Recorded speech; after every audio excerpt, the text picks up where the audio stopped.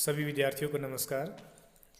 आज की इस वीडियो में एक बार पुनः आप सभी का स्वागत एवं अभिनंदन। आज इस नए विषय को लेकर आप सबके मध्य में उपस्थित हुआ हूँ। वो आपकी स्क्रीन पर डिस्प्ले हो रहा है। ये एक कविता है जिसका शीर्षक है तीर्थ जल, और इस कविता के रचनाकार हैं आधुनिक हिंदी कविता के सशक्त हस्ताक्षर नरेश मेहता जी। हिंदी साहित्य प्रेमियों के लिए, हिंदी साहित्य के विद्यार्थियों के लिए नरेश मेहता जो नाम है किसी परिचय का मोहताज नहीं है। ज्ञानपीठ पुरस्कार प्राप्तकर्ता नरेश मेहता हिंदी साहित्य में भारतीय संस्कृति और अस्मिता के उद्घोषक कवि के रूप में जाने जाते हैं। आज हम इन्हीं नरेश मेहता के की बहुत सुंदर कविता तीर्थ जल, उसकी व्याख्या किस प्रकार हमने करनी है उसके बारे में पढ़ने जा रहे हैं। लेकिन इस कविता की व्याख्या करने से पूर्व एक बार हम थोड़ा सा परिचयात्मक अध्ययन नरेश मेहता का करना आवश्यक है। जो नरेश मेहता है, इनका जन्म 1922 में हुआ था। मध्य प्रदेश के मालवा क्षेत्र में एक जगह पड़ती है शाजापुर, वहाँ पर इनका जन्म हुआ था। जो नरेश मेहता है, बनारस हिंदू विश्वविद्यालय से इन्होंने जो है वो अपना स्नातकोत्तर की उपाधि प्राप्त की। उसके उपरांत अनवरत साहित्य सृजन में नरेश मेहता जुड़े रहे। नरेश मेहता के काव्य में एक और जहाँ भारतीय संस्कृति के ये प्रखर उद्घोषक हैं, उसी के साथ साथ मिथ की चेतना भी नरेश मेहता के काव्य में हमें देखने को मिलती है। भारतीय पौराणिक प्रसंगों से नए विषय लेकर उनके ऊपर मुक्तक एवं प्रबंध काव्य रचना करके उन्हें उन विषयों को, उन पौराणिक विषयों को वर्तमान संदर्भों से जोड़ते हुए नरेश मेहता ने अपने कवि कर्म को निभाया। इन्हें साहित्य अकादमी पुरस्कार से भी सम्मानित किया गया और 1992 में इन्हें ज्ञानपीठ पुरस्कार से भी नवाजा गया।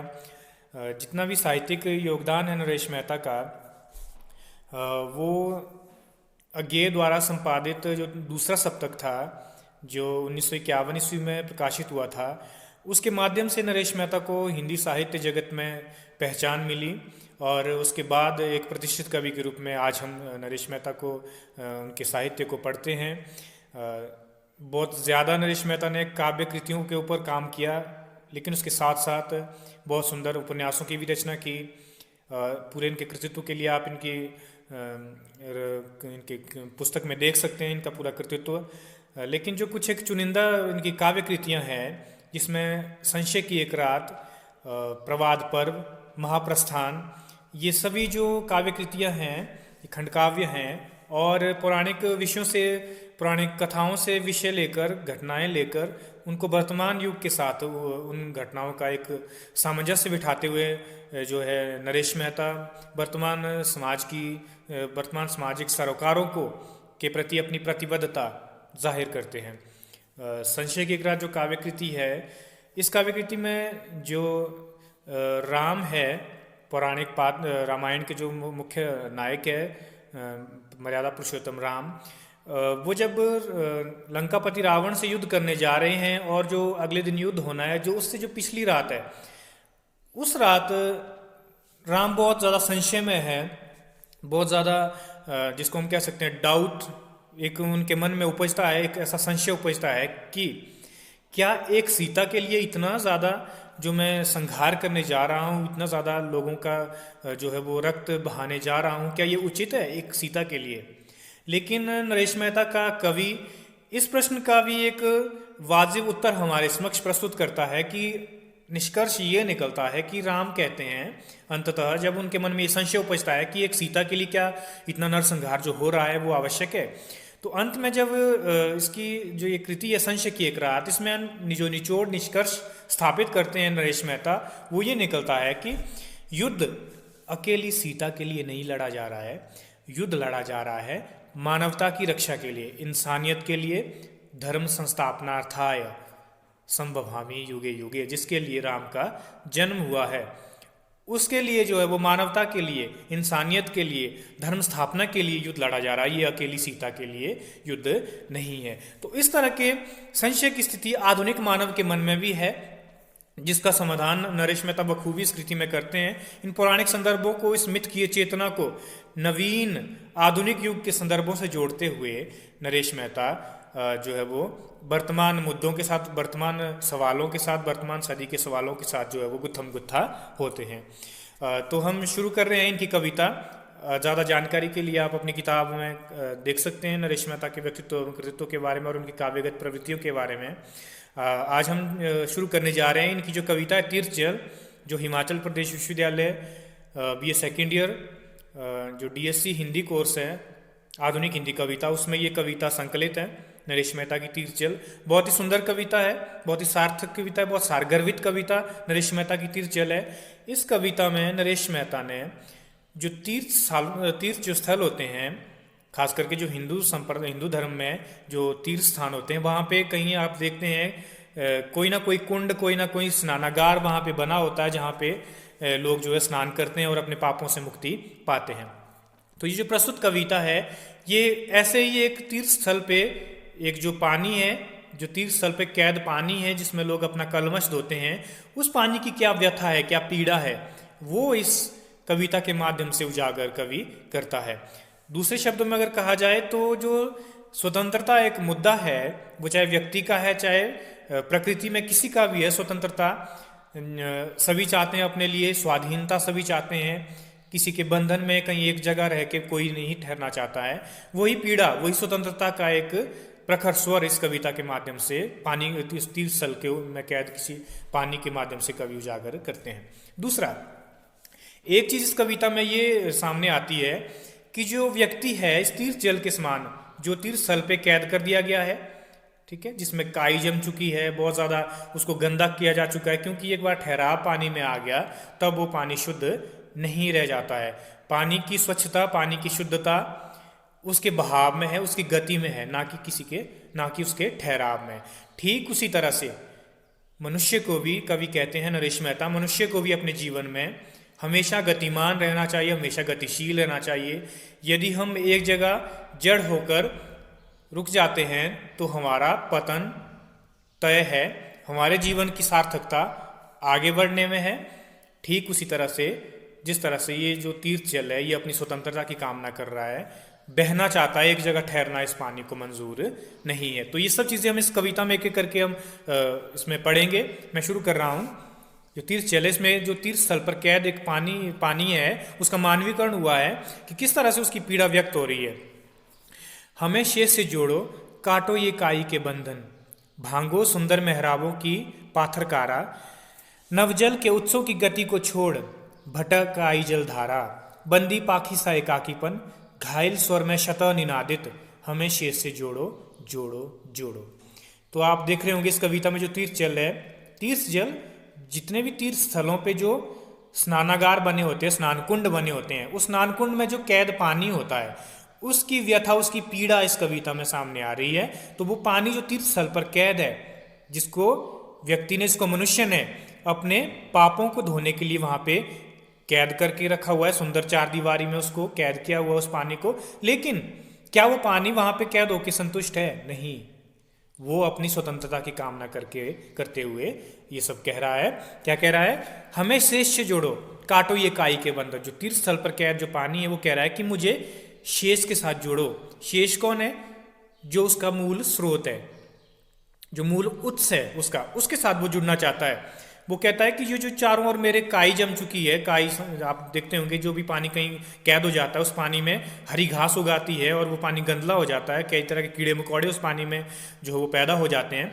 तो वो जो तीर्थ जल है, उसको वो चीज़ें बहुत जो है वो अनुचित लग रही है। वो चाहता है कि मेरे ये काई के बंधन साफ किए जाए और मुझे यहाँ से मुक्त किया जाए। मैं अपने जो मेरा मूल उत्स है, जो मेरी मुख्य जलधारा है, जिससे मैं अलग होकर यहाँ पे कैद हो गया हूँ इस कुंड में, मैं उसके साथ मिलना चाहता हूँ, मैं उस शेष के साथ जुड़ना चाहता हूँ। भांगो सुंदर मेहराबों की पाथरकारा। भांगो होता है भंग करना, तोड़ना। सुंदर मेहराब, मेहराब होता है जो कहीं पे एंट्रेंस होता है, कहीं प्रवेश द्वार होता है, उसके ऊपर जो अर्धमंडलाकार घेरा होता है, बहुत सुंदर उसकी आकृति होती है, उसको मेहराब कहते हैं।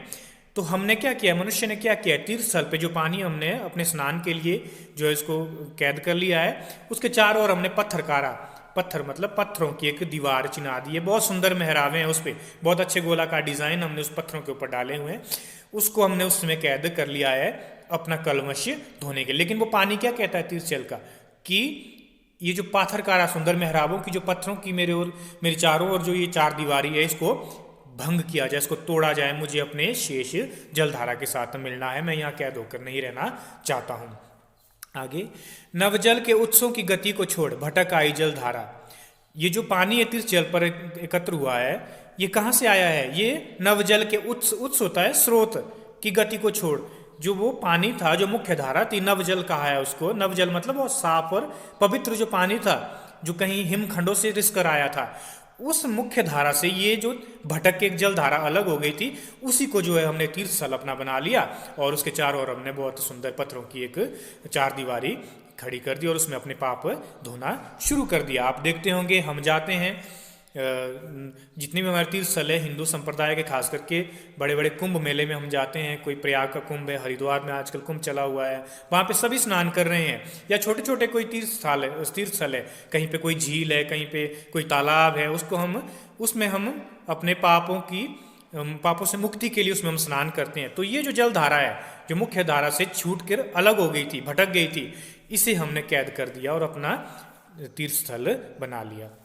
बंदी पाकी सा एकाकीपन, वो पानी क्या कह रहा है? तीर्थ स्थल पर एकत्रित वो पानी क्या कह रहा है? जो उस कुंड में कैद हो गया है, वो कहता है कि मेरा जीवन कैसा हो गया है? बंदी पक्षी सा। इसकी उपमा है, बहुत सुंदर उपमा दी है नरेश मेहता ने। उस तीर्थ स्थल पर उस कैद, उस पानी की उपमा किससे दी है? जैसे एक पक्षी कैद होता है पिंजरे में, उससे। और वो कैसा होता है? बिल्कुल एकाकी। एकाकी मतलब बहुत अकेला होता है वो। उसी तरह से तीर्थ स्थल पर ये पानी जमा हुआ भी अकेला है। और कैसे है? घायल स्वर में शतव निनादित। शतव मतलब बार बार, निनादित मतलब निनाद होता है वैसे आवाज, ध्वनि, पुकार बोल सकते हैं इसको। बार बार पुकार रहा है घायल स्वर में। घायल मतलब बहुत ज्यादा जो है वो गंदा हो चुका है पानी, वो अपनी मुक्ति की कामना कर रहा है। क्या बोल रहा है? बार बार यही पुकार कर रहा है। क्या कर रहा है? हमें शेष से जोड़ो जोड़ो जोड़ो। मुझे अपनी मूल जल से जुड़ना है, मूल अपने उत्स से जुड़ना है, मुझे अपने बाकी जो मेरा स्रोत है उसके साथ जुड़ना है। मैं यहाँ अकेले इस कुंड में कैद होकर नहीं रह सकता, पक्षी सा एकाकी में जीवन नहीं जी सकता। तो तीर्थ स्थल पर कैद पानी का बहुत सुंदर मानवीकरण कवि ने यहाँ पे किया है, प्रकृति का बहुत सुंदर मानवीकरण है। अब न हमारी पिता जलों सी माटी सनीदेह होती है, अपना कलमश धोने को इस भटके जल को तीर्थ पुकारा तुमने। गति मरकर अथाह हो गई, स्रोत स्वयं का पीकर हम निर्वंश हो गए। क्या कह रहे नरेश मेहता आगे? अब न हमारी पिता जलों सी माटी सनी देह होती है। उपमा है, पिता जल कौन है? पिता मतलब वो जो तीर्थ स्थल है उसकी जो मुख्य धारा है, जिससे वो अलग हुआ है, वो तीर्थ स्थल का जो पानी है वो है पिता जल। उसको मतलब पिता, उसको उसने पिता बोल दिया है अपना, उस मुख्य नदी को। कि जैसे वो नदी मटमैली होती है, बहुत सारी मिट्टी बहाकर अपने साथ लेकर चली होती है, उसका देह कैसे उस नदी की देह मिट्टी से सनी होती है। अब कहते हैं हमारी देह वैसी सनी हुई नहीं होती है। क्यों? क्योंकि अब हम बहते नहीं, अब हम एक जगह, ये पानी अब कैद हो चुका है। और अपना कलमश धोने को, कलमश होता है पाप, कि हे मनुष्य तुम अपना कलमश धोने के लिए मेरे पास आते हो और इस पानी को तुमने क्या पुकारा? तीर्थ। कौन सा पानी? भटका हुआ, जो अपनी मुख्य नदी से, मुख्य जलधारा से, वो जो छोटी सी जलधारा अलग हो गई थी, जो भटक गई थी रास्ता, उसको तुमने तीर्थ स्थल पुकारा और वहां पे स्नान करना, अपने पाप धोना शुरू कर दिया। गति मरकर अथाह हो गई। जो तीर्थ स्थल का जल है वो अपनी व्यथा सुनाता हुआ कहता है कि आज मेरी गति क्या है? मर चुकी है। और मैं वो क्या हो गया? अथाह। अथाह मतलब बिल्कुल जिसका आर पार अब कुछ भी नहीं बचा है, बिल्कुल शून्य हो गया, गति उसके जीवन की कुछ नहीं रह गई। अब लोग स्रोत स्वयं का पीकर हम निर्वंश हो गए। आज क्या है? मैंने अपना स्रोत मानो स्वयं पी लिया और निर्वंश हो गए। अब क्यों निर्वंश? क्यों कहा है? निर्वंश होता है बिना वंश के, बिना संतान के। क्यों? क्योंकि जो तीर्थ स्थल पर कैद पानी है उससे अब कोई जलधारा नहीं आगे नहीं फूट सकती है। क्यों? हमने चारों ओर से चार दीवारी उसको कैद कर लिया। इसलिए उसने क्या कहा है कि आज मैंने खुद का स्रोत स्वयं पी लिया है और मैं अब निर्वंश हो गया, मुझसे अब कोई नई जलधारा आगे नहीं फूटेगी। आगे, सहज भाव के पिता जलों से दूर हमारी ओ जलधारा, अंधकार में अंध सर्प सी पथ टटोलता, इस कुंड बीच आसम आ गई है। घाट घेर कर खड़े हो गए, बट की सर्पिल छाहें जल में देख धूप कतरा जाती है। अब क्या कह रहा है नरेश मेहता आगे? कि सहज भाव के पिता जलों से दूर, वो जो हमारे पिता थे, पिता कौन थे? जो मुख्य धारा थी, जो मुख्य नदी थी, उससे हम दूर हो गई है। ये जो जलधारा है आज जो तीर्थ जल के रूप में कैद है, ये जो जलधारा है अपनी मुख्य नदी से अलग होगी और आज इस अंधकार में, इस अंधे कुंड में बंद हो गई है। और कैसी हो गई है? अपना रास्ता ढूंढ रही है। कैसी? जैसे किसी अंधकार में अंध सर्प सी पथ टटोलदा। जिस प्रकार से एक अंधा सांप है, कहीं अंधेरी जगह पे वो कभी फंस जाता है कहीं पे, वो कैसे अपना रास्ता ढूंढता है बाहर निकलने के लिए, ठीक उसी तरह से ये जो तीर्थ स्थान पे जो कैद हो गया है पानी, ये भी बाहर निकलने के लिए अपना रास्ता खोज रहा है। लेकिन दिक्कत ये है कि हमने चारों ओर से उसे पत्थरों की चार दीवारी में कैद कर लिया, उसको अपना रास्ता नहीं मिल रहा है, वो भटक रहा है। अब इस कुंड बीच आसम आ गई है, घाट घेर कर खड़े हो गए। अब चारों ओर से हमने उसके क्या है, घाट चिनवा दिए, पत्थर की दीवार चिनवा दी। अब वो जो जल धारा है वो उस कुंड में अब समा गई है। वट की सर्पील छाएं जल में देख धूप कतरा जाती है। अब उस तीर्थ जल के चारों ओर क्या है, वट वृक्ष हैं, और उन वट वृक्षों की सर्पिल छाएं, सर्पिल मतलब उसकी जो झाड़ियां हैं, बहुत टेढ़ी मेढ़ी बेलें हैं, वो कैसी है, सांप की भांति है। और उसमें से जो धूप है वो उस जल तक अब नहीं पहुंच रही है। ऐसा लग रहा है कि धूप भी मानो उस तीर्थ जल को देखकर कतरा रही है। क्यों? क्योंकि चारों ओर वट वृक्षों, बहुत बड़े बड़े विशाल वृक्ष हैं, और उनकी छाया के कारण धूप उस जल तक नहीं पहुंच रही है। परिणाम स्वरूप पानी क्या हो गया, बहुत गंदला और बासी हो रहा है। आगे, कलमश धोते धोते अब हम जल ना रह सके, पुण्य हमारा लेकर वे यात्री जन इन घाटों पर जीर्ण वस्त्र से स्नेह धर गए। अब क्या कह रहा है कि कलमश धोते धोते अब हम जल ना रह सके। तो तीर्थ स्थल पर कैद पानी है, वो अपनी व्यथा कहता हुआ कहता है कि मनुष्यों के पापों को धोते धोते, क्योंकि मनुष्य वहां नहाते हैं तीर्थ स्थल पे, और उन पापों को धोते धोते अब हम पानी नहीं रह गए, कहते हम भी गंदले हो चुके हैं।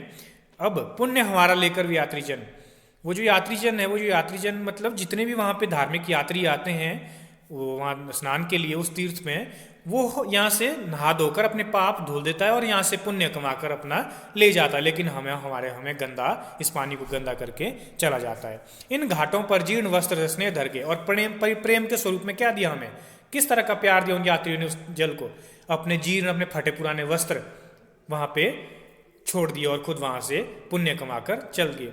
बोलने का मतलब ये कि बहुत बड़ा प्रश्न कवि खड़ा कर रहा है कि देखिए कितनी विडंबना है, ये वास्तव में होता है। आप कहीं भी तीर्थ स्थानों पे चले जाओ, खास करके जहाँ पे लोग बहुत ज़्यादा मात्रा में स्नान करने आते हैं, आप हरिद्वार चले जाओ, आप बनारस चले जाओ, लोग क्या करते हैं वहाँ पे अपना नहा धो के स्नान करके अपने जो वस्त्र हैं, गंदे वस्त्र वहीं फेंक के चले जाते हैं। ये एक पर्यावरण संरक्षण की अपील भी कवि इस कविता में कर रहा है, जो पर्यावरण सरकार से जुड़ी, प्रकृति संरक्षण से जुड़ी हुई है, कि हमें अपने जल स्रोतों को साफ सुथरा रखना चाहिए। लेकिन हम क्या कर रहे हैं, कहने को तो पाप धो के वहाँ पुण्य लेके जा रहे हैं, लेकिन अपनी गंदगी सारी वहाँ छोड़कर जा रहे हैं। बहुत ज्वलंत ये मुद्दा है, बहुत ज़्यादा दूषित हमारे तीर्थ स्थल हो रहे हैं, लेकिन लोग अपनी नैतिक जिम्मेवारी समझने को तैयार नहीं है। ये भी कवि इसमें प्रश्न कर रहा है कि प्यार के रूप में वो हमें क्या देते हैं, अपने फटे पुराने वस्त्र वहाँ पे छोड़ के चले जाते हैं। एक तो वहाँ पे अपने पाप धोते हैं, दूसरा उन तीर्थ जलों को साफ करने के स्थान पे अपनी गंद वहाँ पे और छोड़ के चले जाते हैं। कहीं हमारे जल में फिर से परंपरागत ज्वार ना आए, पिता जलों की भांति कहीं हम सिंधु कोड़ के लिए ना हो फिर से उत्कंठित, तुमने ये अभिषिक्त शिलाएं रख कर हमको उद्गमहीन कर दिया सदा सदा को। अब क्या कह रहा है तीर्थ जल कि मनुष्य को लगा कि कहीं फिर से इस पानी में ज्वार ना आ जाए, बड़ी बड़ी लहरें ऊंची ऊंची ना उठ जाएं, जैसे इसके परंपरागत जल में उस जो पिता जल जिसको बोला गया उस मुख्य नदी में जैसे बड़ी बड़ी लहरें उठती हैं, कहीं इस लहर में, इस पानी में वो लहरें ना उठे इस पिता जल की भांति। ठीक है, तो हम क्या ना हो, सिंधु क्रोड़, मतलब सिंधु होता है सागर, क्रोड़ होता है गोद, सागर की गोद में समाने के लिए हम जो तीर्थ स्थल पर कैद पानी ये फिर से उत्कंठित होता है, व्याकुल ना हो, इसके लिए क्या किया मनुष्य ने, अभिषिक्त शिलाएं रखकर, ये जो पत्थर रखे हैं बहुत मंत्रों से अभिषिक्त करके चारों ओर घेरा बना दिया उस पानी के, और उस पानी को क्या कर दिया, उद्गमहीन, कि कभी यहाँ से बाहर नहीं निकल सकता, हमेशा हमेशा के लिए उसके प्रवाह को मनुष्य ने रोक दिया है। आगे, अब भी अधर आचमन को लालाए तो यात्री जन, हटो हमारे गति के बाधक, जल जिह्वाएं ज्वार उगलती तोड़ो तोड़ो, इन पाथरी दीवारों के उस पार पिता जलों का पुण्य लोक है, जिनके गतिरत नदियाँ लिखते। बहुत सुंदर पंक्तियां हैं। नरेश मेहता कहते हैं कि हे मनुष्य, हे यात्रियों जो यहाँ पे तीर्थ जल पे स्नान करने आते हैं, उनको संबोधित करता हुआ तीर्थ जल का पानी कहता है, मानवीकरण प्रकृति का पहले कह चुका हूँ कि ये जो तीर्थ जल का पानी है, इससे क्या करता है वो यात्री, अपने होंठों पर लेकर अधर, मतलब होंठ आचमन होता है, होंठ से पानी को लगाना, जैसे आप मंदिरों में करते हैं, चरणामृत को होंठों से जो ग्रहण करते हैं। तो तीर्थ स्थल पे भी हम क्या करते हैं, उस पानी को अपने बहुत पवित्र मानते हैं, हालांकि वो बहुत गंदा हो चुका होता है हमारी गंदगी से, हमने उसकी गति को बाधित कर दिया है, लेकिन फिर भी हम उसको बहुत पवित्र मानते हैं और उसको होंठों से लगाकर बहुत जो है वो ये मानते हैं कि अब हम पवित्र हो गए, हमारे पाप मुक्त हो गए। तो वो ये पानी कह रहा है कि हे यात्री, मेरे जल को अपने होंठों से लगाने के लिए लालायित ये यात्री, मेरे सामने से हट जाओ। क्यों? क्योंकि तुम क्या हो? मेरी गति के बाधक हो, तुमने मेरी गति में बाधा पहुंचाई है। जल जीवा है ज्वार उगलती तोड़ो तोड़ो, इन पाथरी दीवारों के उस पार पिता जलों का पुण्य लोक है, जिनके गतिरथ नदियां लिखते।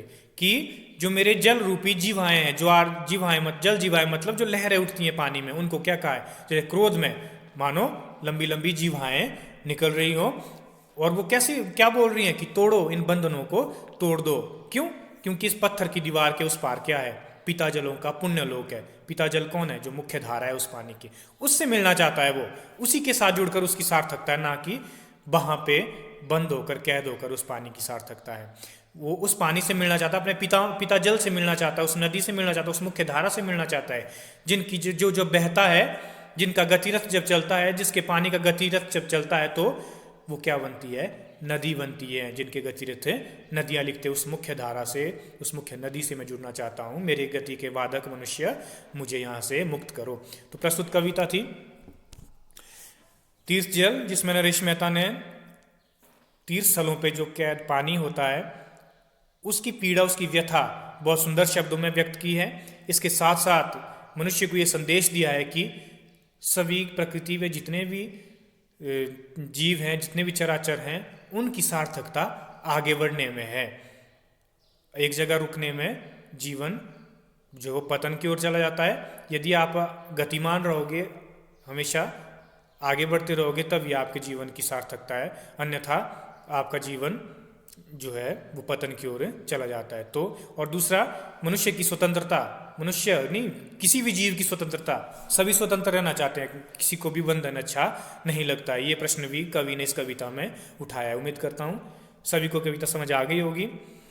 अगली वीडियो में हम फिर मिलेंगे नरेश मेहता की अगली कविता के साथ। तब तक के लिए नमस्कार।